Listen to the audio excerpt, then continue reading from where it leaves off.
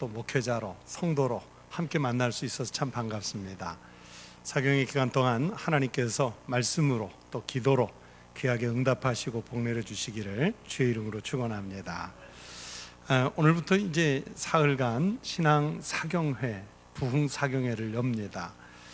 한국교회 초창기에는요, 이제 성경을 조금 더 심도 있게 연구하는 기간이다 하는 의미로 사경회라는 말을 썼는데, 우리 한국교회가 한참 부흥의 절정기를 이룰 때 이 사경회가 부흥회로 많이 바뀌었습니다. 그래서 이 부흥회라는 말을 많이 쓰긴 했는데, 저는 개인적으로 성경을 좀 더 깊이 연구한다라는 의미에서 사경회라는 말을 좀 더 선호한 편입니다. 그런데 우리 군산 동부교회가 이 두 가지 용어를 합해서 보니까 신앙 부흥 사경회 이렇게 이름을 붙여 놓으셨어요. 어떤 용어를 쓰든지 관계없습니다. 하나님을 더욱 깊은 믿음 가운데서 만나고 우리의 신앙과 또 교회의 영적인 힘을 또 크게 부흥케 할 수 있는 충만한 사경회가 될 수 있기를 축복합니다. 사경회 이제 시작하는 첫날인데, 어떤 모임이든지 처음 모이고 어떤 그 훈련을 가든지 처음 가고 하면은 오리엔테이션을 하지 않습니까? 아마 다른 분들에게도 들어볼 얘기일 수 있습니다. 이 사경회를 시작하면서 제가 5번 하나님의 말씀을 전해야 되는데, 이 하나님의 말씀 5번을 전하기에 앞서서 사경회에 임하는 우리 성도들의 마음도 어때야 되는가? 아까 우리 길 장로님 기도하시는데 참 마음에 감동이 됐던 건 뭐냐면, 우리가 오랫동안 기도로 준비한 그 사경회라고 말씀하셨는데, 여러분만 기도로 준비한 게 아니라 저도 목사님께 가끔 전화로 말씀드렸지만 본문 잡고 또 제목 잡고 설교 원고 5편 써가면서 계속 저도 기도하면서 보냈습니다. 다른 일들이 좀 생기지 않고 이 설교 준비하는 데만 집중할 수 있도록 하나님께 도움을 요청하면서 했습니다. 말씀을 전하는 이나 말씀을 듣는 이가 우리가 같이 기도로 준비했기 때문에 이제 같이 기도로 준비한 사람이 오늘 드디어 맞닥뜨린 거예요. 그러면 어떤 마음으로 말씀을 전하고 어떤 마음으로 말씀을 받아야 하는지 한 3가지 정도를 제가 미리 오리엔테이션처럼 말씀을 드리려고 합니다. 첫 번째로, 여러분, 사경회는 혹시 병원에 입원해 보신 적이 있는지 모르겠는데요, 병원에 입원하는 것과 똑같습니다. 병원에 입원하는 마음으로 해야 합니다. 여러분, 병원에 입원하는 환자가 병원 밖의 일을 걱정하면서 입원하면요, 그 치료가 잘 안 됩니다. 빨리 치료받고 나가서 정상적인 활동을 하는 것이 오히려 훨씬 더 이익이죠. 그리고 병원에 입원을 하면 누구 말을 제일 잘 들어야 돼요? 그렇죠, 의사 말을 제일 잘 들어야죠. 의사나 간호사 말을 잘 들어야 이 치료가 빠르죠. 괜히 의사 말이 아닌 문병원 사람들이, 야, 이런 병에는 그거 먹으면 좋대더라, 이 음식 먹으면 좋대더라, 어떻게 움직이면 좋대더라, 이러면서 그 엉뚱한 치료법이나 인터넷 검색해서 자기가 알고 있는 개인적 지식 가지고 치료받으려고 하면 여러분, 그 치료가 잘 안 돼요. 저는 고지식해서 입원해서 의사가 시키면, 또 퇴원한 후에 약 먹느라고 정해주면 그냥 그대로 하거든요. 그대로 해요. 왜냐하면 하나님께서 그분들에게도 의료의 재능을 주신 것 아니에요. 하나님께서 그분들의 지식과 지혜를 통해서 우리를 치료해 주실 수 있는 그런 지혜를, 능력을 주셨잖아요. 그래서 그분들의 말을 기도하는 가운데 잘 듣자, 그런 마음이거든요. 그러면 사경의 기간 동안은 여러분, 위로는 하나님의 음성에 귀를 기울이는 거예요. 입원을 한 거예요. 또 하나님께 의지해서 지시를 받아서 하나님의 말씀을 선포하는 그 설교자의 말씀에, 우리가 뭐 세상적인 얘기, 자랑거리 얘기 그거 하는 거 아니잖아요. 우리 하나님의 말씀, 복음의 말씀을 치유의 말씀으로 주시기 때문에 입원한 심정으로 하나님의 말씀에 집중해서 들으시기를 바랍니다. 또 2번째는요, 사경회는 우리 남자들 군대 훈련소 들어가는 것하고 똑같습니다. 그 징집 영장을 받고 훈련소에 들어간 병사는요, 자기 걸 다 버려요. 그렇죠? 어머니들 집에서 받아보셨잖아요. 아들들 군대 보내고 나면 며칠 있다가 그 입고 들어간 모든 옷까지 신발까지 박스에 포장돼서 다 오면 엄마 아빠가 그거 붙잡고 운다고 그래요. 또 보낼 때 울고 그거 받고 울고. 그 병사들은 마찬가지예요. 들어가면 자기가 세상에서 입고 온 그거 다 벗습니다. 그리고 군에서 새로 지급해준 모든 것으로 다시 다 갈아입죠. 훈련소에서는 자기 생각을 드러낼 수가 없습니다. 가정을 떠나고 사랑하는 사람들을 떠나서 훈련받는 것은 좀 더 훌륭한 병사로, 좀 더 강건한 병사로 다시 태어나기 위해서 그 감당해야 할 훈련을 준비하는 거죠. 여러분은 하나님의 군사로 다시 나기 위해서 이 사경의 사흘 동안 내가 하나님의 군대에 징집 영장을 받고 훈련소에 들어왔다, 그렇게 생각하고 오셔야 돼요. 훈련 중에 개인의 일을 염려하는 것, 두고온 가정의 일을 걱정하는 것들은 다 하나님께 맡겨놓고 하나님의 군사로 거듭나기 위한 이 영적 훈련에만 비록 짧은 사흘간 5번의 설교지만 하나님 앞에 집중해 보시기를 바랍니다. 하나님께서 우리를 강력한 군사로 바꾸어 주시는 그 역사가 일어날 줄로 믿습니다. 끝으로 세 번째는요, 이 사경회는 한편으로는 또 영적인 때를 씻는 것과 똑같아요. 여러분, 목욕탕은 몸에 때가 있는 사람이 가는 것이지 깨끗한 사람, 때가 전혀 없는 사람은 갈 필요가 없죠. 때를 깨끗하게 씻고 깨끗한 몸을 만들기 위해서 우리가 목욕탕을 찾잖아요. 그것처럼 사경회를 찾아오는 이 시간은 우리의 영혼을 깨끗하게 씻는 시간입니다. 성경은 말씀하죠. 의인은 없나니. 그리고 이어서 말씀하시기를 단 몇 명이라도 있다 하고 말씀하시는 것이 아니라 의인은 없나니 하나도 없다, 그렇게 말씀해요. 그러니까 모든 사람은, 즉 우리 모두는 영적인 때를 갖고 있는 사람들이고요, 즉 죄인이기 때문에 그 영적인 때를 씻어야 하는 사람들이에요. 그래서 우리의 믿음이 없음을 회개하고, 교만을 회개하고, 불신을 회개하고, 충성스럽지 못했음을 회개하면서 우리의 죄를 영적으로 깨끗하게 씻으려고 하는 그 의지를 하나님 앞에 보이시기를 바랍니다. 여러분, 우리는 살면서 내가 갖지 못한 것에 대해서 불평할 때가 많이 있죠. 집이 없다, 차가 없다, 옷이 없다, 이런 불평을 할 때가 종종 우리들에게 있어요. 여러분, 집이 없다, 차가 없다, 먹을 게 없다, 옷이 없다, 이 불평하는 것은요, 다 묶으면 한마디로 뭐가 없다는 거예요? 한마디로 뭐가 없는 겁니까? 그렇죠, 돈이 없는 거예요. 그렇죠? 돈이 없다는 얘기를 다른 말로 그렇게 표현을 해요. 그것처럼 내가 신앙생활을 하면서 기쁨이 없다, 감사가 없다, 은혜가 없다, 이 말하는 것은 여러분 한마디로 뭐가 없다는 말과 같으냐면 믿음이 없다는 말과 같습니다.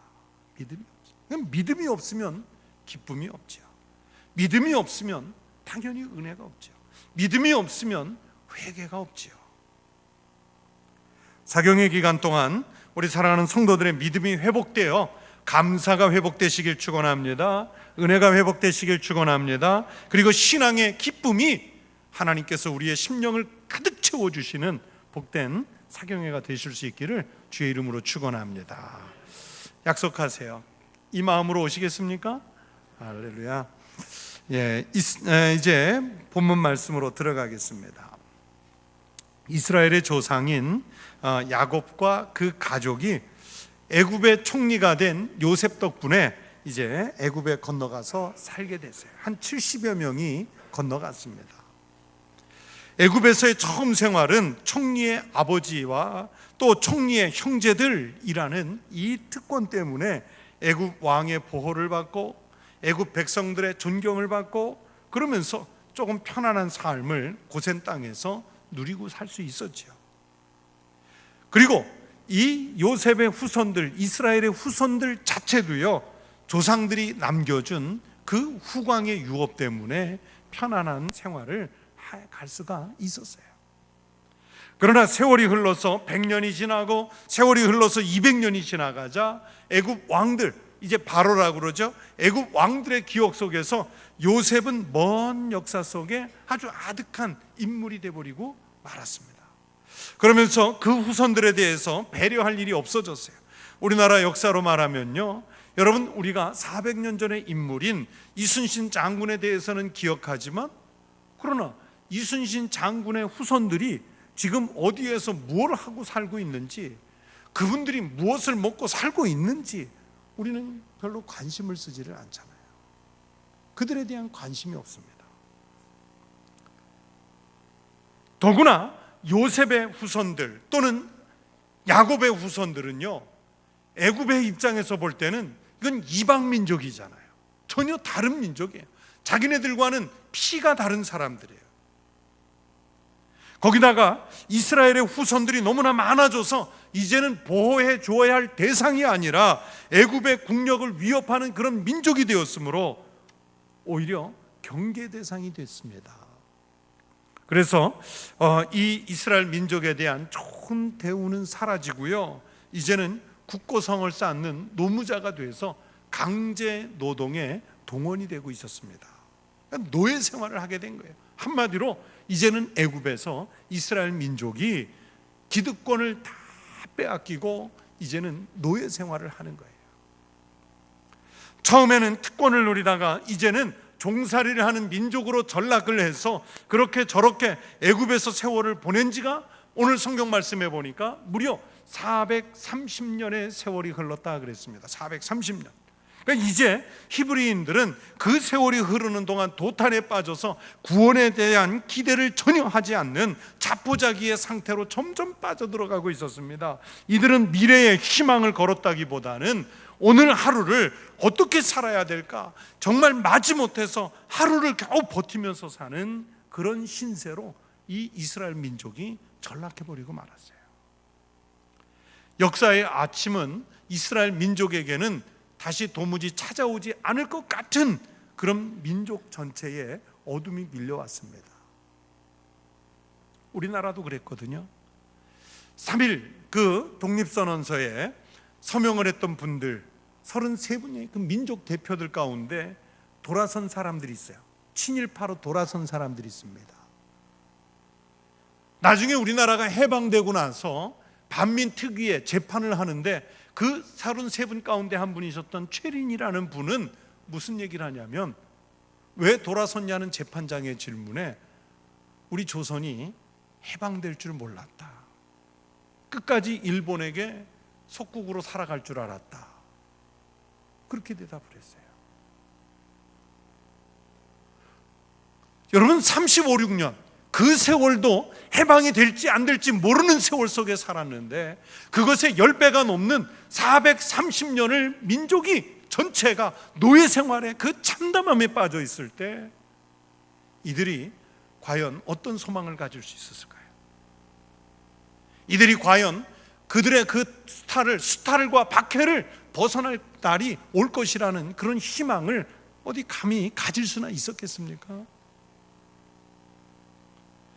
이러한 때에 하나님께서 백성들을 위해서, 그 도탄에 빠진 이스라엘 민족을 위해서 한 백성의 지도자를 세우시는데 그분이 바로 모세인 거예요. 모세는 히브리인이면서도 왕궁에서 자란 왕자의 신분이었죠. 그런 모세가 왕조로서의 자신의 모든 특권을 다 버리고 포기하고 민족을 위한 지도자가 됐습니다. 지도자인 모세는 하나님께서 선택한 백성인 이스라엘을 이끌고 애굽으로 떠나기로 그걸 결심을 하죠. 말로만 들어오던 고향 땅, 젖과 꿀이 흐르는 풍요의 가나안 땅, 히브리 민족의 정서와 신앙이 숨쉬는 땅, 약속의 땅, 축복의 땅으로 이제 돌아가기로 결심을 했습니다. 그러나 이 출애굽을 하려는 시도가 처음부터 순탄하지만은 않았죠. 바로의 아주 극심한 저항에 부딪힙니다. 그래서 히브리 민족을 대신한 하나님과 애굽의 대결이 이 출애굽 초창기에 펼쳐지는 거예요. 그러나 내용은 일방적으로 애굽의 재앙이 임하는 것이었습니다. 하수가 피로 변하여 고기가 죽고 악취가 애굽을 덮었습니다. 개구리가 애굽 전역을 덮었습니다. 모든 티끌이 이가 되어서 백성들의 몸을 가렵게 합니다. 파리떼가 애굽의 모든 공간을 채워버렸습니다. 악질로 인하여 애굽의 가축들이 죽고 독종이 창궐하고 우박이 쏟아지고 메뚜기가 국토를 휩쓸어서 황폐하게 만들어버리고 말았습니다. 흑암이 애굽을 덮었는가 싶더니 마지막에는 애굽의 장자란 장자는 모두, 심지어는 짐승의 장자까지 모두 죽어버리는 엄청난 재앙이 임하게 되죠. 이 엄청난 재앙을 치른 후에 드디어 바로가 모세와 아론 앞에 굴복하여, 좀 더 정확하게 표현하면 하나님께 굴복을 해서 이스라엘 민족이 애굽을 떠날 수 있도록 이제 허락을 해주는 거예요. 여러분, 오늘 우리가 읽은 이 본문의 말씀은 바로 이스라엘 백성들이 애굽을 떠나기 위해서 집결지로 모여오는 그런 장면을 묘사하는 내용의 말씀이 오늘 본문으로 읽은 말씀입니다. 오늘 말씀해 보니까 이스라엘이 애굽에 거주한 지 430년 만에 모이는 것이라 그랬습니다. 출애굽하기 위해서 모여드는 백성의 숫자가요, 오늘 본문 말씀에서는 유아 빼고 걷는 장정만 60만 명가량이라고 했는데, 여러분 민수기를 보거나 또 이스라엘의 관례를 따라서 보면 여자와 노인도 계수해서 뺐거든요. 그래서 이들을 다 포함하면 어림잡아서 출애굽하려고 모여온 사람, 이스라엘 히브리 민족뿐만이 아니라 허다한 잡족까지 왔다고 그랬죠. 그들까지 포함하면 어림잡아 150만 명 내지 200만 명이 여기에 모인 거예요. 지금 엄청난 인구가 지금 민족 대이동을 하려고 지금 모여온 거예요. 여러분, 이 많은 사람들이 모여오는 그 장면을 상상해 보세요. 얼마나 웅장한 장관이겠습니까? 우리가 사는 조그만 한 동네에서요, 한 집만 이사해도 그 표시가 나는데 200만 명이 한꺼번에 빠져나간다고 생각해 보세요. 우리의 웬만한 상상력으로는 그림을 그리기가 어려운 그런 웅대하고 엄청난 장면입니다. 군산 동부교회잖아요. 여러분, 군산 인구가 몇 명인지 아세요? 그냥 대충 말씀하지 말고 30만 뭐 이렇게 말씀하는데, 군산 인구가 몇 명일까요? 우리 길장로님이 그래도 정확하게 알고 계세요. 제가 또 군산에 설교 올래니까 이제 조사를 해왔어요. 2016년, 항상 통계는 1년 전이니까 2016년 군산 인구 통계가 27만 8,399명입니다.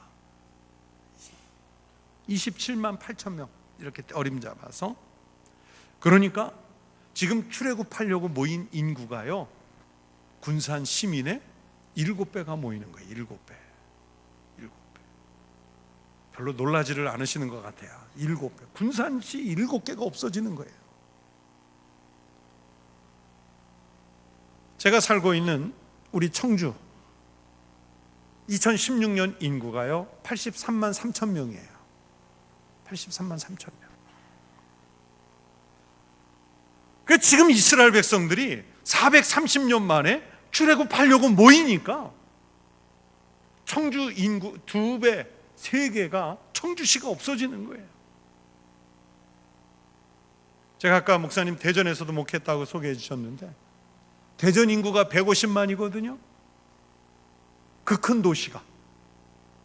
그러니까 지금 출애굽하려고 430년 만에 모이는 이스라엘 백성들, 허다한 잡족까지를 포함해서요, 대전시보다 큰 인구가 한꺼번에 빠져나가는 거예요.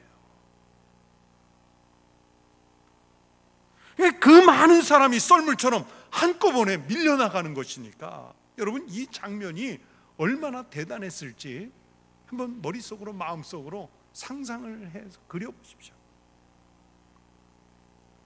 그런데 여러분, 오늘 이 본문의 마지막 장면이 그런 외형적 규모만으로 감격스러운 것이 아닙니다. 구원론적인 의미에서, 구속사적인 의미에서 이스라엘의 이동, 출애굽은 영적인 의미로도요, 구약 성경에서 가장 중요한 의미를 갖는 그런 장면입니다. 오늘 이 본문 말씀 속에서 밤이라고 하는 시간에 주목해 봐야 돼요. 이 본문 말씀 속의 밤은요, 어떤 밤이냐면 세상과 하나님의 나라가, 세상 사람과 하나님의 백성이 분리가 되는 단절의 밤입니다. 이 밤은 지금까지의 모든 삶의 방식과는 다른 삶을 제공해 주려고 하는 은혜의 밤이 된 것입니다. 새로운 하나님의 나라를 펼쳐 보여주는 희망의 밤이요 소망의 밤입니다. 종살이하던 땅에서 주인의 땅으로 출발하는 밤입니다. 저주받은 우상의 땅에서 하나님이 축복하시는 하나님의 땅으로 가는 밤입니다. 노동으로 육체가 눌리고 핍박으로 정신이 눌려 살던 그 압제의 땅에서 이제는 평안한 쉼이 있는 땅으로 떠나가는 밤이에요. 일만 죽어라고 하던 땅에서 참된 휴식을 찾아서 떠나가는 평안의 밤입니다. 죽지 못해서 어쩔 수 없이, 마지 못해서 하루하루를 버티면서 살았던 그런 땅에서 생명이 있고 삶의 의미를 찾을 수 있는 그 땅으로 옮겨가는 밤이 오늘 이 밤이에요. 백성들이 출애굽하려고 모여온 이 시간은 밤이기 때문에 과거의 정의라든가 추한 모습, 이런 것들을 다 이제 덮을 수가 있습니다. 짙은 밤이기 때문에 과거를 뒤로 하고 이제는 새벽을 향해, 밝은 낮을 향해서 떠나는 희망이 있음을 오늘 이 성경의 밤이 상징하고 있습니다. 어둡기 때문에 환해질 것이라고 하는 희망이 있는 밤입니다. 꿈속에서나 그리던 약속이, 땅이, 그리고 자유의 땅이 이제는 손에 잡히는 희망으로 다가왔기 때문에 이 밤은 지금까지 살면서 노동하면서 고단한 몸이나 겨우 잠자리에 눕히던 그런 밤이 아니라 이제는 막 생기가 넘치는 밤인 거예요. 육신의 모습에서 분리가 돼서 하나님의 나라에 이르게 되는 위대한 밤입니다. 하나님께서 이스라엘 민족과 함께 하시는 밤입니다. 그래서 오늘 이 밤을 성경 말씀에서는 이름을 붙여놨어요. 무슨 이름을 붙여놨습니까? 여호와의 밤. 무슨 밤이라고요? 여호와의 밤. 여호와의 밤. 한번 더 크게 따라해 보세요. 여호와의 밤. 여호와의 밤. 여러분, 오늘 사경의 첫날 밤입니다. 이 밤이 우리 군산 동부교회 성도들에게 애굽에서 떠나는 이스라엘 백성들처럼 여호와의 밤을 체험하시는 밤이 되시기를 축복합니다. 우리가 교회 밖에 두고 온 세상의 근심과 걱정과 노동과 죽음, 그리고 고난과 죄와 종살이 등 여기에서 분리되는 놀라운 은혜를 체험하는 구속의 밤이 되실 수 있기를 우리 주님의 이름으로 축원합니다. 오늘이 여호와의 밤이어서 세상의 정욕과 욕심에서 분리가 돼서 하나님과 만나고 우리의 기도가 응답을 받는 여호와의 밤이 되시기를 축원합니다. 새 사람을 입고 새로운 결심과 헌신을 결단하는 은혜의 밤, 지금까지는 쥐죽은 듯이 겨우 신앙생활하던 그런 생활을 벗어나서 생기가 넘치는, 희망이 넘치는, 소망이 넘치는 하나님의 나라를 다시 바라볼 수 있는 그런 용기를 얻을 수 있는 여호와의 밤이 되시기를 주의 이름으로 축원합니다. 여러분, 그 역사는 밤에 이루어진다는 말이 있습니다. 역사는 밤에 이루어진다. 특별히 나쁜 일을 꾸미는 사람들은 밤을 참 좋아해요. 도둑질하는 사람들이 물론 낮 도둑도 있지만 주로 언제 도둑질해요? 밤내 도둑질. 도박하는 사람들도요, 낮에 하질 않고요, 꼭 언제 해요? 밤에 합니다.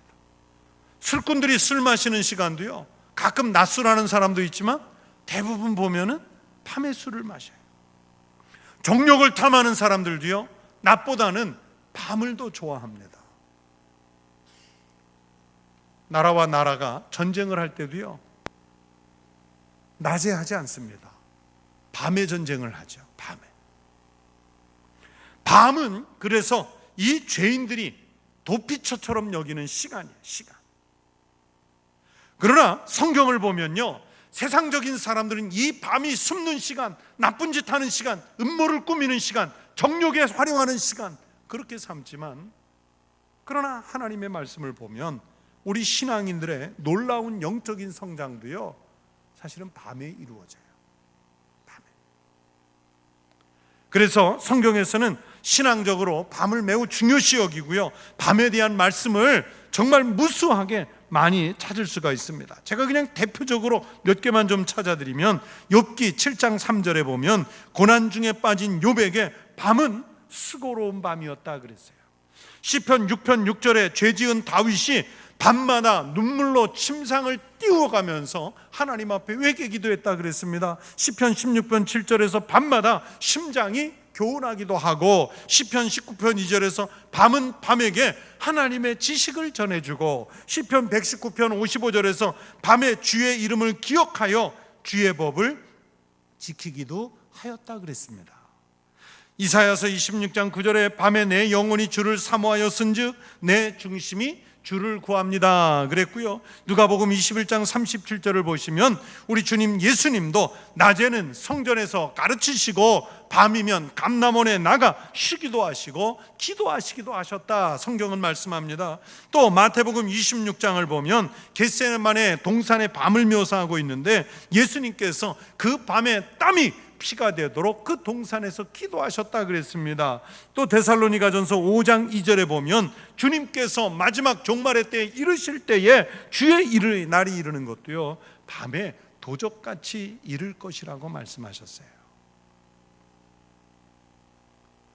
잠자는 자나 고통에 젖은 자나 술 취한 자나 노는 자나 밤은 그저 유흥의 시간, 한낮 지나가는 시간, 거기에 불과하죠. 그러나 특별히 우리 신앙인들에게 있어서 밤은 우리의 신앙을 향상시킬 수 있는 절호의 기회여서 좋습니다.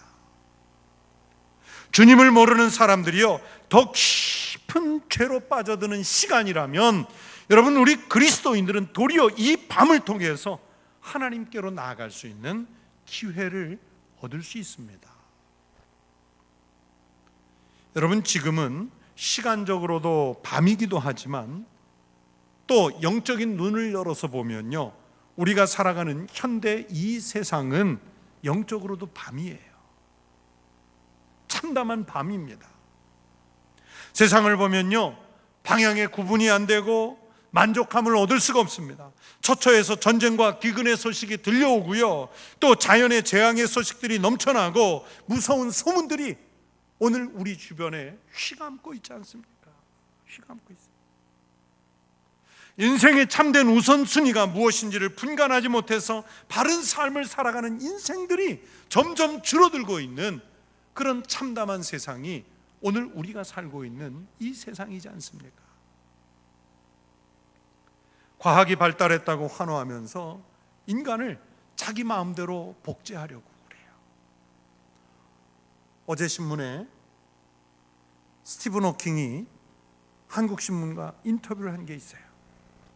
보신 분도 계실는지 모르겠어요. 스티븐 호킹 박사가 21세기 현대인들이 발명한 것 중에 가장 큰 재앙이 AI, 인공지능이 될지도 모른다, 그런 얘기를 했어요.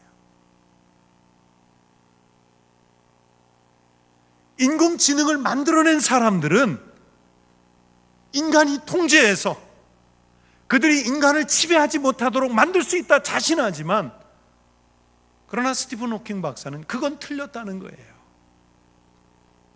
그래서 수백 년 내에, 그 스티븐 호킹 박사가 예측하는 것은 2500년 내에 인류가 그들의 그 인공지능의 폐해를 벗어나서 다시 도피할 수 있는 행성을 찾아야 한다. 그래서 그 행성을 찾고 그 행성으로 갈 우주선을 만들기 위해서 지금 페이스북, 구글 이런 데서 스티븐 호킹 박사를 지원해서 그 우주선을 만드는 프로젝트를 하는데요, 그 예산이 현재 예산이 11조라는 거예요. 11조. 교회 내는 10분의 1 11조가 아니라 한화로 11조 원. 이분이 만드는 이 우주선이 만들어지면 화성까지는 약 한 1시간 이내에 도달을 한대요. 일주일을 날아가면은 40년 전에 발사한 보이저 2호를 따라잡을 수 있답니다. 전 그 기사를 보면서 섬뜩했어요. 여러분, 과학자들이 의도한 대로 세상 가지 않아요. 그렇죠? 여러분, 세상에 우리가 일 잘 안 될 때 주로 하는 말이죠. 내 마음대로 안 되네. 내 일도 내 마음대로 안 되잖아요. 내 돈도 내 마음대로 안 되잖아요. 내 스케줄도 내 마음대로 안 되는 게 얼마나 많아요. 신앙은 더더욱 그렇죠. 한번 인간이 어떤 편리성에 빠지면요, 그거 벗어나기 쉽지 않아요. 벗어나기 쉽지 않아요. 감사하게 교회가 저에게 최근에 한 연초에 차를 하나 새로 바꿔주셨어요. 반자율차예요. 고속도로 갈 때 세상 편해요. 그냥 핸들에 손만 올리고 모든 행동을 탁 조작해 놓으면 지가 알아서 가요. 제가 알아서 맞춰놓은 속도에 110km, 120km 조정만 해놓으면 앞에 차가 막히면 가다가 속도 줄이고, 앞차가 왔으면 쓰고, 앞차가 빨리 가면 간격 유지해가면서 그 속도로 가고. 요즘에 텔레비전에 어느 자동차 광고를 보니까 광고 모델이 걸어가는데 사람도 안 탄 무인 자동차가 뒤따라오잖아요. 주인 뒤. 그렇죠? 세계 보험업계 알리안츠라든지 AIA 이런 보험회사, 세계 최첨단의 보험회사들이요, 이제는 인간이 운전을 하지 않는 그 시기를 2030년으로 보고 보험 설계를 한답니다. 2030년. 한참 남았나요? 멀리 남았나요? 그리고 우리나라 과학자들의 예측으로는 2025년, 몇 년 남았어요? 2025년 10년도 안 남았어요. 2025년이 되면 사람이 운전하는 것을 박탈당할지도 모른다. 운전면허 없는 분들 이제 너무 고민하지 마세요. 2025년, 2027년 되면 사람 자체의 운전을 금지할지도 모른대요. 아예.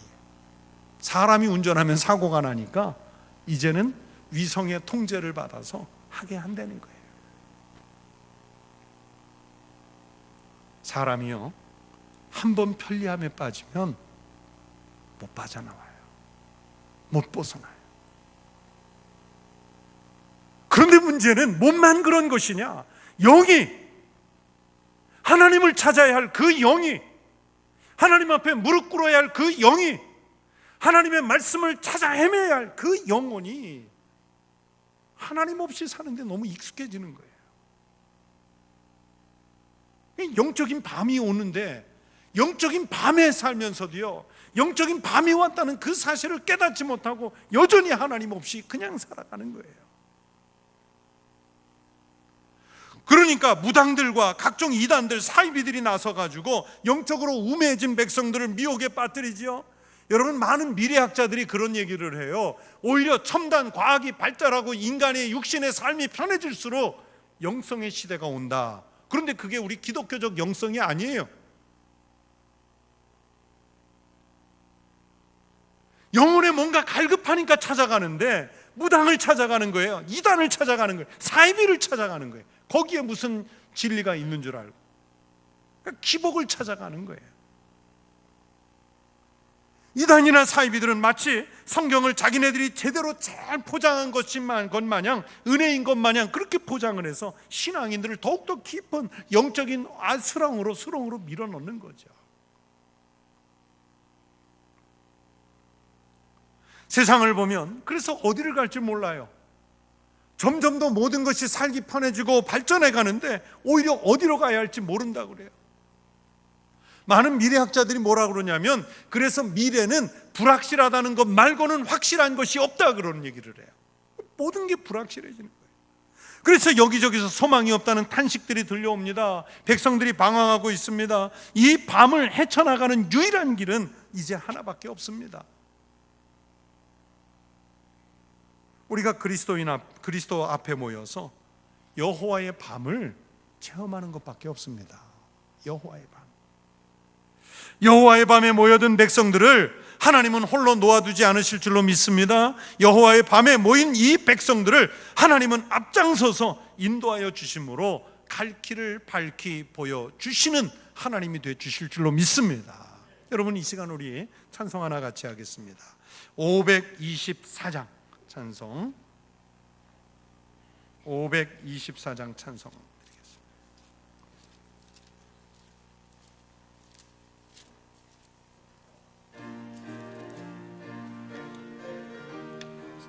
손뼉 치면서 힘차게 부르겠습니다. 갈 길을 밝히 보이시니 주 앞에 빨리 나갑시다. 우리를 찾는 구주 예수 곧 오라 하시. 죄악 벗은 우리 영혼은 기뻐 뛰며 주를 보겠네. 하늘에 계신 주 예수를 영원히 섬기. 우리를 오라 하시는 말 기쁘게 듣고 순종하세. 그 주를 믿기 지체 말고 속속히 나가. 죄악 벗은 우리 영혼은 기뻐 뛰며 주를 보겠네. 하늘에 계신 주 예수를 영원히 섬기. 주 오늘 여기 계시오니 다 와서 주 말씀 듣기도 하며 생각하니 참 진리시로다. 죄악 벗은 우리 영혼은 기뻐 뛰며 주를 보겠네. 하늘에 계신 주 예수를 죄악 벗은 우리 영혼은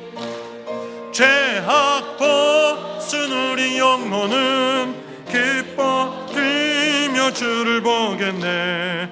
하늘에 계신 주 예수를 영원히 죄악 벗은 우리 영혼은 기뻐 뛰며 주를 보겠네. 하늘에 계신 주 예수를 한 번 더. 죄악 벗은 우리 영혼은 기뻐 뛰며 주를 보겠네. 하늘에 계신 주 예수를 영원히 섬기리. 할렐루야, 할렐루야.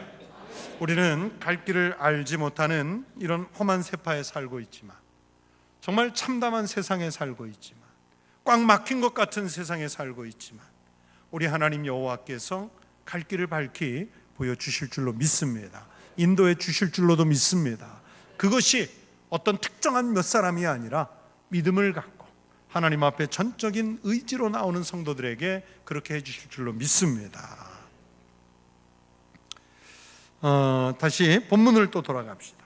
여러분, 이 밤 같은 세상을 살아가면서 여호와의 밤을 우리가 체험하려고 모인 것 아니겠습니까? 우리가 말씀드린 대로 앞으로 살아갈 세상은 영적으로 점점 더 깊은 밤이 될 거예요. 그러면 이 영적으로 깊은 밤에 우리가 무엇을 보면서 희망을 찾을 수 있을까요? 믿음이 없는 사람들에게는 도무지 희망이 보이지 않으면 절망을 하죠. 유명한 우리 기독교 실존주의 철학자 키르케고르는 죽음에 이르는 병이라는 책에서 인간을 죽음에 이르게 하는 것은 절망이라 그랬어요. 절망. 더 이상 내가 일어설 희망을 잃어버렸을 때, 다시 일어서 볼까 하는 용기를 다 잃어버렸을 때, 내가 누군가에게 아무런 도움도 받을 수 없고 고립돼서 이제는 나 혼자밖에 남지 않았다고 여겨질 때, 그때 인간은 절망을 하는 거예요. 그러면 그 절망은 죽음으로 사람을 몰아넣어요. 그리고 이 절망에 빠진 사람들은요, 희망이 없으면 한편으로는 자기가 죽든지 아니면 차라리 더 큰 범죄를 저질러서 하나님 없이 사는 사람들이 얼마나 완악해질 수 있는지 그걸 사람들이 보여줘요. 그러나 똑같은 어두운 밤이라도 우리에게는 여호와가 인도하시는 은혜가 있기 때문에 구원의 소망이 있는 여호와의 밤을 만들 수 있습니다. 여호와의 구원을 볼 수 있는 은혜의 밤이 되시길 축원합니다. 우리가 어떻게 해야 여호와의 밤을 볼 수 있는지, 우리가 밤을 맞이했을 때 어떻게 해야 여호와의 밤으로 바꾸어 놓을 수 있는지 한번 몇 가지를 말씀드리려고 합니다. 첫 번째는, 여호와의 밤에 모여온 백성들은 여호와가 인도하시는 불기둥을 볼 수 있는 밤이어야 합니다. 뭘 봐야 한다고요? 불기둥. 우리가 갈 길을 찾지 못해서 방황할 때, 적막한 밤길을 무서워할 때, 고통에서 해방되기를 원할 때, 사막과 광야 같은 세상에서 바른 길을 찾아가고자 할 때 우리를 인도하시는 하나님이 계신지 안 계신지 의심이 들 때, 우리는 이 밤에 여호와의 기둥을 볼 수 있는 밤이어야 합니다. 밤이어야 돼요. 여러분, 밤에 이 애굽을 빠져나온 사람들이 얼마나 황당하겠습니까? 저는 꿈을 잘 꾸지는 않는데요, 가끔 자다가 등에 이 등골이 오싹하다고 그러죠. 식은땀이 난다고 그러죠. 제가 어렸을 때 뭔가 무의식적으로 그런 일이 있었는지 그 꿈을 꾸게 되면 이 나이에도 깜짝 놀라서 등골이 오싹해지는 꿈이 있어요. 그게 저인지 다른 사람인지는 모르는데, 어느 날 꿈에 어린 아이가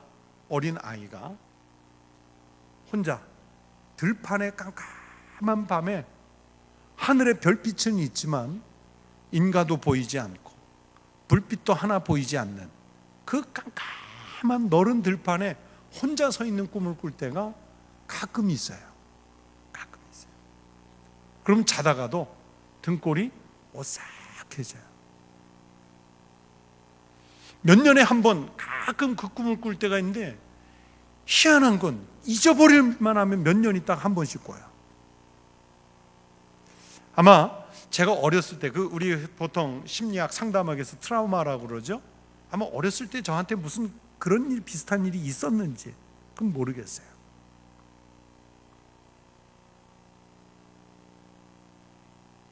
집에 조그만 강아지를 한 마리 키워요. 토이푸들이라고. 벌써 3년이 지났는데도 2.5kg밖에 안 된 조그만 강아지예요. 그전에는 강아지들이 이렇게 길거리에 다니는 거 별로 신경 안 썼는데, 새벽 기도를 갈 때 도로를, 이렇게 넓은 도로를 운전하고 가는데 가끔 집을 나온, 정말 예쁘게 그 아파트 이렇게 이제 빠져서 교회까지 한 10분 가야 되거든요. 어쩌다가 보면 하얀 강아지든 푸들이든 분명히 누군가 주인이 예쁘게 관리한 것 같은 강아지가 혼자 차도를 뛰어들 때가 있어요. 1년에 몇 번을 봐요. 아마 문이 열린 사이에 엘리베이터를 잘못하고 나왔다가 나온 게인지, 그전에는 안 보였는데 제가 강아지를 키우니까 보이더라고요. 그때 드는 생각이 뭐냐면, 제가 그게 꿈에서 들판에 어린아이 혼자 있는 것 같은 그런 꿈과 같은 생각이 나요. 제가 얼마나 무서울까? 신호 걸리면 내가 내려가서 얼른 쟤를 데리고 와야 되는 것 아닌가? 근데 얘는 놀랬기 때문에 막 이리저리 뛰다가 그냥 건너편으로 해서 막 도망을 가요. 그 강아지가 얼마나 무서울까? 얼마나 놀랬을까? 그런 게 보이는 거예요. 그러면서 그 꼭 꿈이랑 연결이 돼요. 꿈이랑. 참 무서운 장면. 근데 그 무서운 장면 속에서도요, 어느 날은 저 멀찍이에서 정말 아련히 불빛 하나가 보일 때가 있어요. 불빛 하나가. 그게 후레쉬 불빛인지 집의 불빛인지 그건 모르겠어요. 그런데 그 불빛이 보이면 꿈이지만 갑자기 마음이 안심이 돼요. 안심이 돼요. 저희 외갓집이 지금은 세종시가 됐는데 충남 연기군 서면이라는 데예요. 그래서 방학 때 시골에 내려오면, 서울 살던 애가 시골에 내려오면 세상이 다 까맣잖아요. 저희 외갓집 동네가 제가 초등학교 5학년 다니던 1973년인가 72년인가 그때 전기가 들어왔어요. 그러니까 시골에 가면 제일 불편한 게 뭐냐면 전기 없는 거였어요. 전기 없는 거. 특히 서울에가 시골 산골에 와 있으니까 화장실은 또 왜 이렇게 멀어요? 그렇죠. 그 마당을 가로질러서 꼭 저쪽에 있잖아요. 그러면 화장실 갈 때 가지고 가는 필살의 무기가 하나 있어요. 유연성냥. 어르신들은 다 아실 거예요. 유연성냥. 그 한 통 들고 가서 불을 계속 켜면서 가요. 쉬, 켜고 또 꺼질만 하면 하나 다시 켜서 또 가고, 이를 보면서도 또 켜요. 근데 신기한 것은 그 불꽃이 꺼지고 그 나무에 조그만 그 불씨라고 그러죠. 그거 하나만 남아있어도 아직은 안심이 돼요. 그런데 그것마저 딱 꺼지면, 새까매지면 그때 겁이 나는 거예요. 그러면 다시 성냥을 얼른 찾아서 또 켜고 그러는 거죠. 신기해요. 그 빛이라는 게. 그 빛, 그 새까만 밤에 그 빛 하나가 사람의 마음을 안심시켜요. 위로해줘요. 평안하게 해요. 이 밤에 430년 만에 모인 200만 가까운 이 인구에, 이 이스라엘 사람들이, 여러분 이 밤이 얼마나 황당한 밤이었을까요? 어디로 첫 발을 디뎌야 할지 몰라서 두려움에 떨고 있었을 겁니다. 그러나 그 두려움은 인간들의 생각일 뿐이죠. 이스라엘 백성들은 밤길에 광야로 들어서는 순간 하나님의 임재를 확인하는 불기둥을 보게 됩니다. 불기둥을 보게 돼요. 여러분의 인생길이 어디로 갈지, 어떻게 가야 할지 길이 보이지 않으십니까? 이는 믿음이 없기 때문입니다. 여러분, 우리의 눈이 여호와 하나님을 향하지 않기 때문입니다. 여러분의 믿음의 눈을 들어서 여호와가 인생길을 인도하는 불기둥을 볼 수 있는 은혜가 있으시기를 축원합니다. 성도 여러분, 어둠이 짙어도 걱정하지 않으세요. 어둠이 짙을수록 오히려 불기둥은 더 선명하게 보이겠죠. 세상이 살기 험할수록, 우리의 인생의 짙은 흑암이 덮일수록 불기둥은 더욱 선명하게 보일 것입니다. 사도 바울이 죄가 깊은 곳에 은혜가 더 깊다고 하신 것이 바로 그런 이치입니다. 불기둥의 반대편을 쳐다보면서 아직도 우리의 시선이 애굽을 향해 있으면은요, 아무것도 안 보인다고, 도대체 하나님은 어디 계시냐고, 도대체 왜 이렇게 깜깜하냐고 불평하시지 말고 바르게 하나님을 향해서 우리의 눈길을 두어야 할 줄로 믿습니다. 그러면 하나님이 인도하시는 불기둥이 보이는 거예요. 기도의 방향도 모르면서 기도하고, 왜 예수를 믿어야 하는지도 모르면서 믿어야 하고, 왜 나만 시험을 받아야 하느냐고 불만이고, 아직도 수고하고 무거운 짐을 지고 가면서 쉼을 알지도 못한다면 그 사람은 지금도요 여전히 어둠에 있는 사람입니다. 애굽에 머물고 있는 사람입니다. 여러분, 그런 사람들이 여호와의 밤에 모여드는 사람이어야 합니다. 그리고 이제는 그 옛것을 훌훌 털어버리고요, 하나님 편을 향해 바라봐서 하나님께서 우리 눈앞에 세워주시는 그 불기둥을 보실 수 있어야 합니다. 여러분이 그런 은혜 가운데 머무시기를 축원합니다. 여름철에 장맛비는요, 높은 산이나 계곡에, 그리고 들판에 똑같이 내립니다. 그러나 수목이 울창한 계곡이, 여러분 계곡 옆에 있는 이 초목들이 장성해 가지고 물을 깊이 저장해 뒀다가 흘려보내잖아요. 우린 그걸 알아요. 그래서 수목이 울창한 곳은요, 가뭄에도 물이 흐릅니다. 그러나 여러분, 민둥산은 조금만 큰 비가 오면 물을 저장하기보다는요, 오히려 있는 흙까지, 있는 그 숲풀까지 싹 쓸어가면서 오히려 더 쌤이 말려버리죠. 하나님의 성령이 임재하심도 마찬가지입니다. 이 어두운 밤을 사는 사람에게 하나님의 불기둥은요, 똑같이 임재하시지만 주 앞에 나와 깊이 겸손한 사람들에게는 은혜가 넘치고 불기둥은 더욱 선명하게 보이게 될 줄로 믿습니다. 오늘을 사는 은혜는요, 교회 안에 있는 사람이나 교회 밖에 있는 사람에게 똑같이 주시는 종입니다. 신자나 불신자나 세상을 살아가는 조건은요, 공평하게 받는 거예요. 여호와의 불기둥이 임하는 것도 똑같습니다. 그러나 어느 쪽을 보느냐, 여전히 애굽 쪽을 보는 사람, 여전히 세상을 보는 사람, 여전히 익숙한 것을 보는 사람은 하나님의 불기둥을 못 봐요.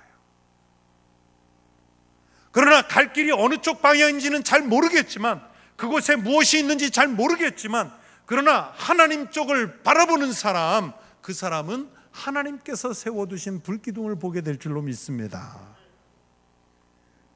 오늘 동북교회 성도들이 주님 앞에 결단하고 나와서 하나님의 불기둥을 보고 하나님의 인도하심을 받는 믿음의 성도들이 되시기를 바랍니다. 빛으로 오신 예수 그리스도를 따를 때 여러분의 삶에, 그리고 여러분의 가정의 생활 속에, 여호와의 밤 속에 모든 것을 맡기고 살아갈 수 있는 불기둥을 세워주실 줄로 믿습니다.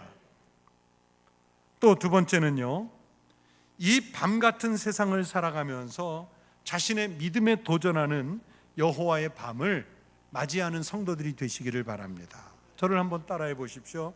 내 믿음에 도전하자. 내 믿음에 도전하자. 마태복음 14장 22절부터 33절에 보면 이런 기사가 있습니다.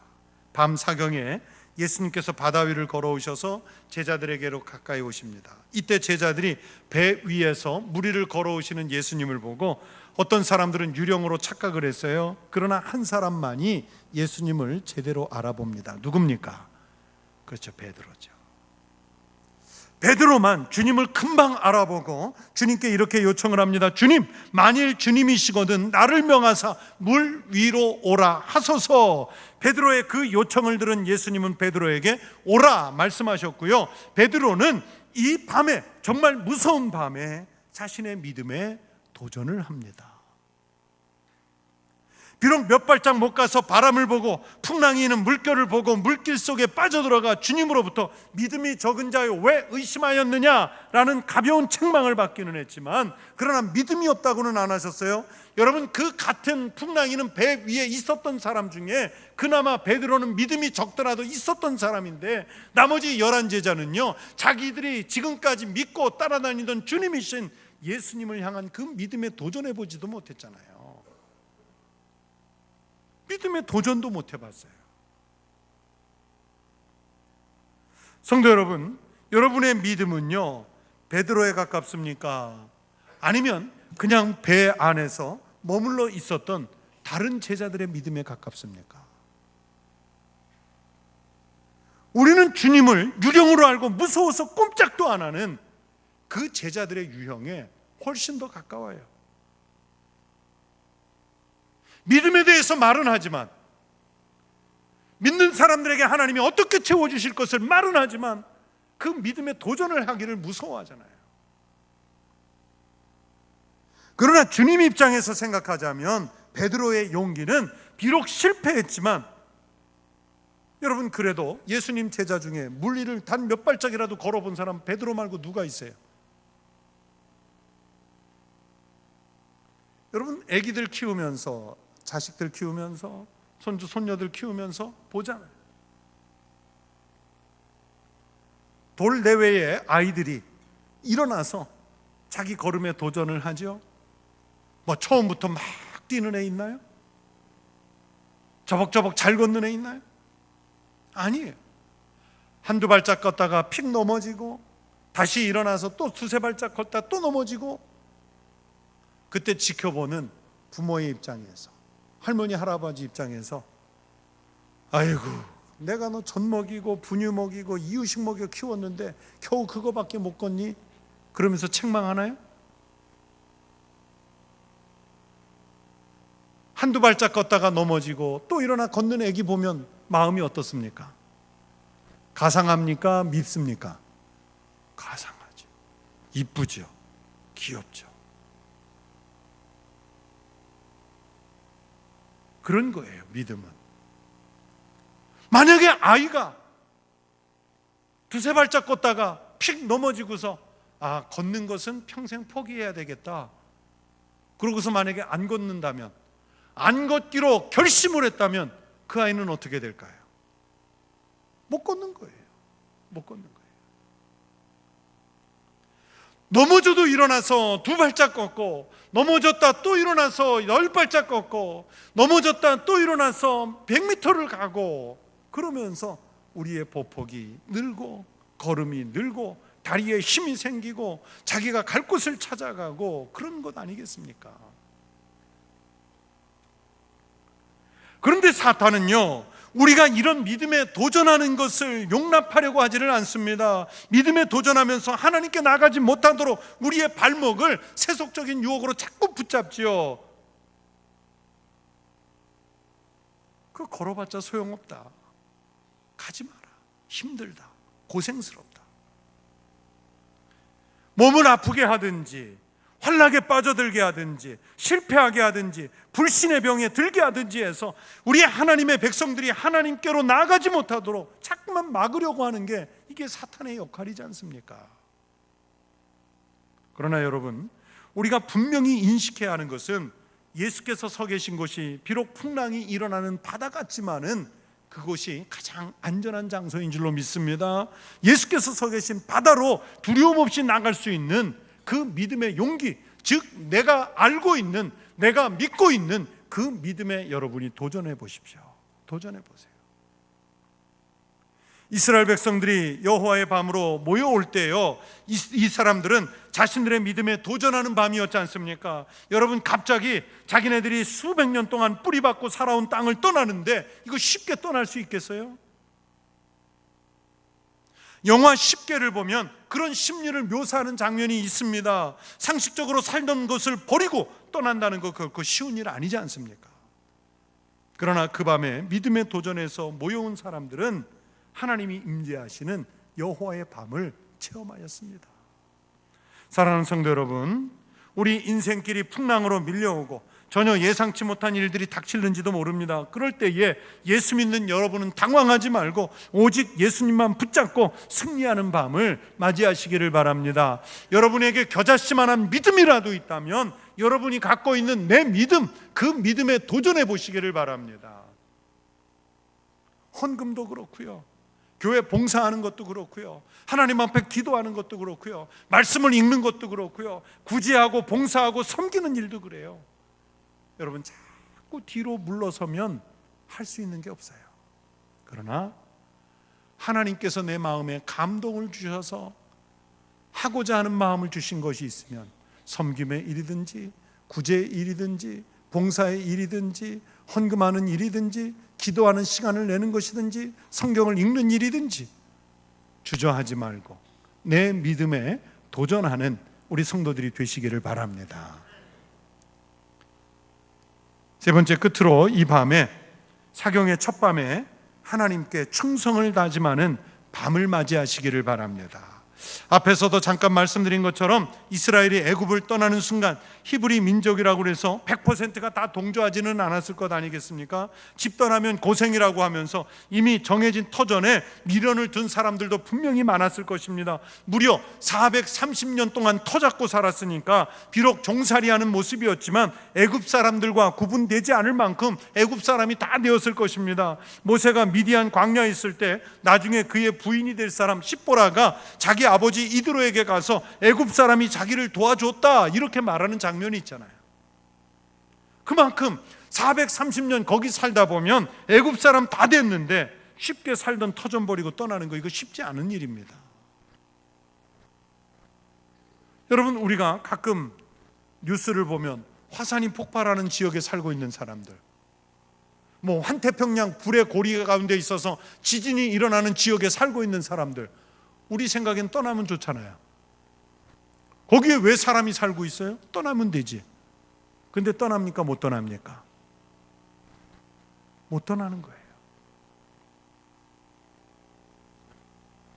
지난 7월 첫 주에 저희 교회가 건축 중인데 이제 건축을 시작하려고 예배당을 옮겨야 되잖아요. 기존 장소에 건축을 하는데 저희 교회 수련원으로 예배 처소를 옮겼어요. 본교회에서 정확히 15km 떨어진 조금 이제 초정 약수가 있는 곳에 이제 수련원이 있어요. 한 1000여 명이 들어가는 본당도 있고. 옮겨서 예배드리는 첫날인데 폭우가 쏟아졌어요. 그 유명한 청주 폭우가. 교인들이 교회를 못 오는 거예요. 거기를 못 오는 거예요. 지금 곳곳이 청주 시내가 막 잠겨서 물난리가 나는 거예요. 우리 청주 시내 상당 산성 아래에 명암 저수지라고 큰 저수지가 하나 있어요. 예배 중에도 제가 문자를 보는 거예요. 계속 명암 저수지 범람 위기, 긴급 대피 요망, 막 문자가 13개가 한 예배 시간에 막 와요. 근데 명암동에 살고 있는, 저수지 아래 살고 있는 교인이 교회로 왔어요. 권사님 어떻게 오셨어요? 아이고 거기 지금 범람할지 모르는데 집에 빨리 가서 대피시켜야 되는 거 아니에요? 그 권사님 참 태평하세요. 어떻게 되겠지요 뭐. 그 권사님은 믿음이 좋았어요.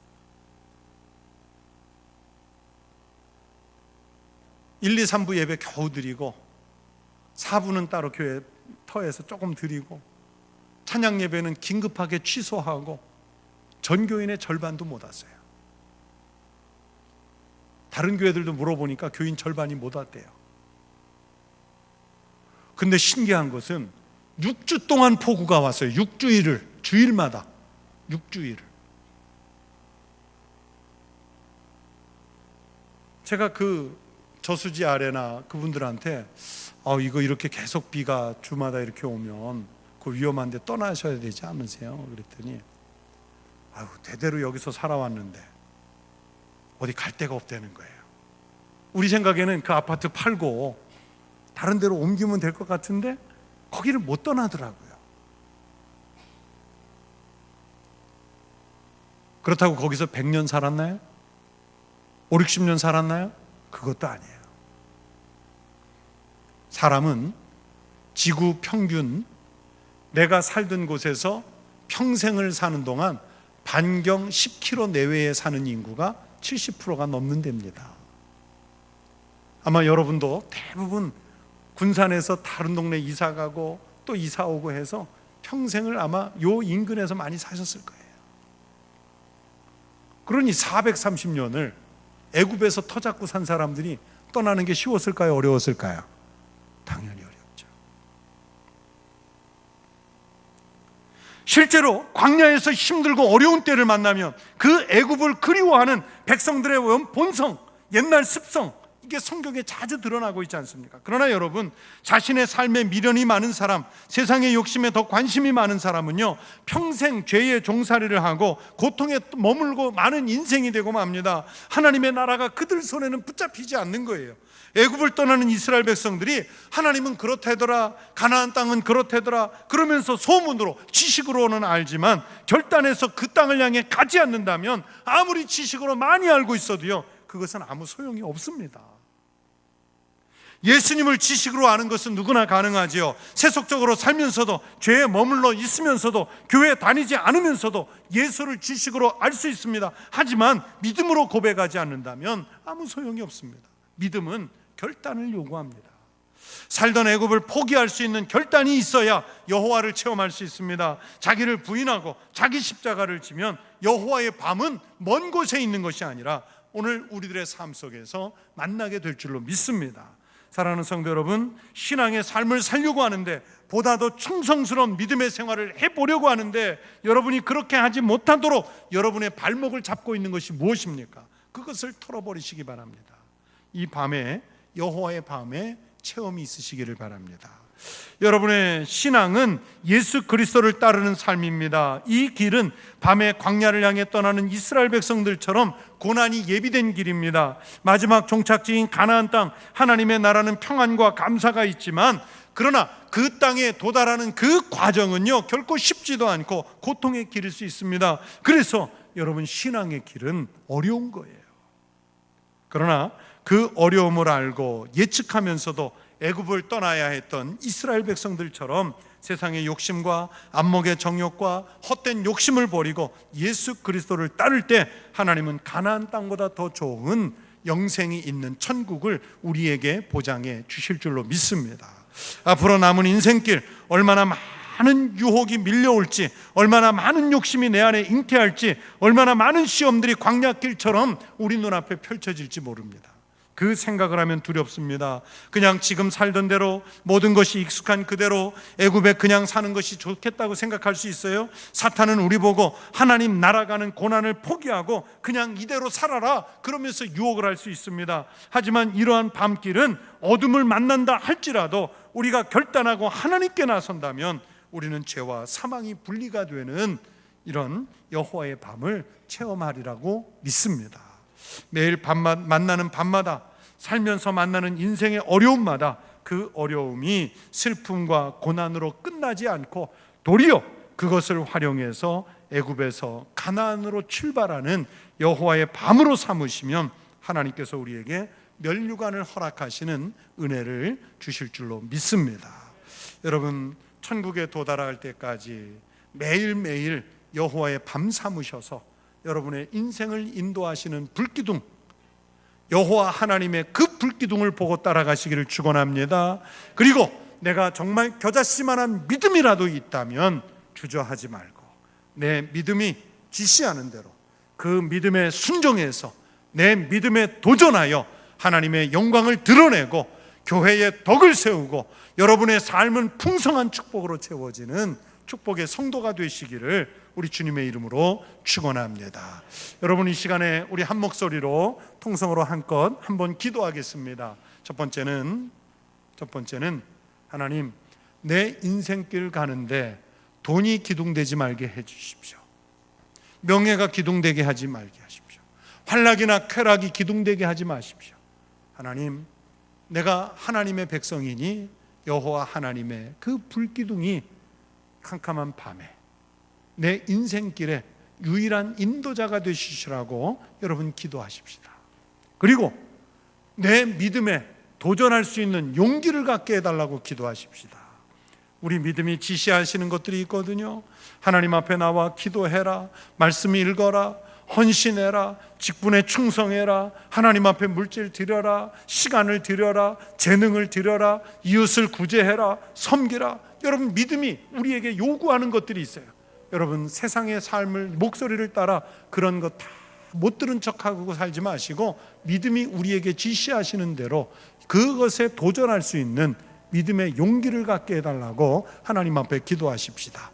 그리고 끝으로 세 번째, 이 사경의 기간 동안 하나님께서 우리에게 은혜 충만하게, 말씀으로 충만하게, 능력으로 충만하게, 응답으로 충만하게 채워주시는 5번의 사경회가 될 수 있게 해달라고 기도하십시다. 이 세 가지 제목으로 기도하는데 주여 힘있게 3번 다 같이 외치시고 기도하시겠습니다. 다 같이 기도하겠습니다. 주여, 주여, 주여. 하나님 아버지 감사합니다.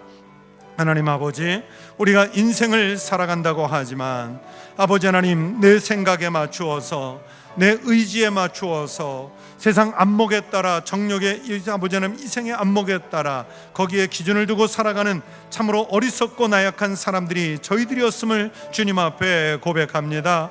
하나님 아버지, 그러면 우리는 밤을 맞이했을 때도 어디로 가야 할지 알지 못해서 유리하는 백성들처럼, 목자를 잃은 양들처럼 하나님 이곳저곳에 헤매며 살아갈 수밖에 없는 저희들이었음을 주님 앞에 고백합니다. 하나님, 다시금 저희들에게 믿음의 용기를 주시어서 하나님께서 우리에게 주신 이 말씀에 도전할 수 있게 하여 주시옵시고, 하나님께서 우리에게 주시는 내 겨자씨와 같은 그 믿음에 도전할 수 있게 하여 주시옵소서. 하나님 아버지, 비록 우리의 적은 믿음을 가졌을 뿐이지만은 하나님 믿음을 통해서 우리에게 들려주시는 하나님의 음성에 귀를 기울이게 하여 주시옵소서. 주님께서 무릎 꿇어 기도하라 하시면 하나님 앞에 겸손히 무릎 꿇어 하나님의 그 기도를 하나님 앞에 기도할 수 있게 하여 주시옵시고, 하나님 앞에 재능을 드려 물질을 드려 헌신하여 수고하여 봉사하라 하시면 하나님 우리가 주님 앞에 그렇게 할 수 있는 믿음의 용기를 더하여 주시옵시고, 주님께서 우리에게 직분을 맡기셔서 교회를 섬기고 성도를 섬기고 세상을 섬겨 일하라 명하셨으면 주여 우리가 아버지 하나님의 말씀대로 하나님 충성되이 일할 수 있는, 재능을 바쳐 일할 수 있는, 헌신하여 일할 수 있는 직분자도 될 수 있도록, 그리스도인들이 될 수 있도록 하나님 인도하여 주시옵소서. 하나님 아버지, 세상을 향하여 빛이 되고 소금이 되는 삶을 살라고 또 우리에게 말씀하시면 하나님 우리가 뒤로 회피하여 나만의 안위를 추구하는 사람들이 아니라 하나님 나를 녹이고 나를 불태우고 나를 희생하여 빛과 소금된 삶을 살아갈 수 있는 믿음의 용기를 갖고 도전할 수 있도록 하나님 저희들에게 축복하여 주시옵소서. 하나님 아버지, 이번 사경의 기간 동안에 사흘 짧은 시간이지만 말씀을 들을 때 우리의 심령에 하나님께서 가시밭과 같은 마음 또는 아버지 하나님 돌짝밭과 같은 마음, 길과 같은 마음은 접게 버리게 하여 주시옵시고, 하나님께서 우리의 심령의 밭을 가르셔서 하나님 좋은 땅 좋은 밭이 되게 하시고, 하나님 이곳에 하나님께서 말씀의 씨앗을 뿌리며 하나님께서 그것을 통해 열매를 거두게 하시며 그 일로 인하여 하나님 앞에 큰 영광을 드러내 아버지 하나님 말씀대로 살아갈 수 있는 믿음의 용기를 갖게 하여 주시옵소서. 사경의 시간 내내 하나님께서 놀랍고 귀하게 은혜를 채워주시기를 바라고 나오니 하나님 저희들 가운데 함께하여 주시옵소서. 주님께 감사하며 예수님의 이름으로 기도하옵나이다. 하나님 아버지 감사합니다. 우리의 인생 가운데 때로는 밤을 맞이하여 우리가 살고 있는 이 시대 가운데 때로는 밤을 맞이하여 어디로 가야 할지 갈 바를 알지 못하고 떠다니는 부유와 같은 그런 인생을 살지만 하나님 저희들에게는 믿음을 주시고 십자가의 보혈로 또 성령님의 불꽃 같은 은혜로 저희들을 충만하게 채우셔서 이 어두운 세상에서 여호와 하나님의 불기둥을 볼 수 있게 하시고 우리의 믿음에 도전할 수 있는 여호와의 밤을 삼아 주시니 주님 감사합니다. 오직 주님만을 믿고 의지하여 하나님 뜻대로 살아 하나님께는 영광을 돌리고 세상에는 아름다운 덕을 세워갈 수 있는 축복의 사람들이 되게 하여 주시옵소서. 하나님, 비록 저희들에게 겨자씨만한 누룩만한 작은 씨앗을 주셨을지라도 하나님 그 믿음을 우리가 작다 여기지 말고 그 믿음이 내게 지시하시는 대로 성령께서 내게 충만하게 채워 이끄시는 대로 우리의 믿음에 도전해 볼 수 있는 하나님의 백성들이 되게 하여 주시옵소서. 여호와 하나님, 이번 사경의 기간 동안 주여 말씀하옵소서. 종이 듣겠나이다.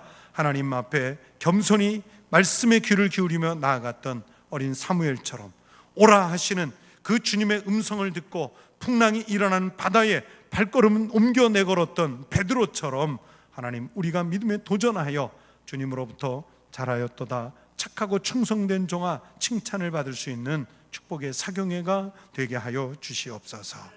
하나님, 사경회에 참여한 우리 사랑하는 모든 성도들의 심령의 밭을 하나님께서 돌짝밭 같은 마음 또는 가시밭과 같은 마음, 길가와 같은 마음 버리게 하시고 좋은 땅, 좋은 밭을 준비하게 하셔서 씨앗이 뿌려졌을 때, 말씀이 뿌려졌을 때 30배를 거두고 60배를 거두고 100배를 거둘 수 있는 귀한 사경회가 될 수 있도록 주님 축복하여 주시고 인도하여 주시옵소서.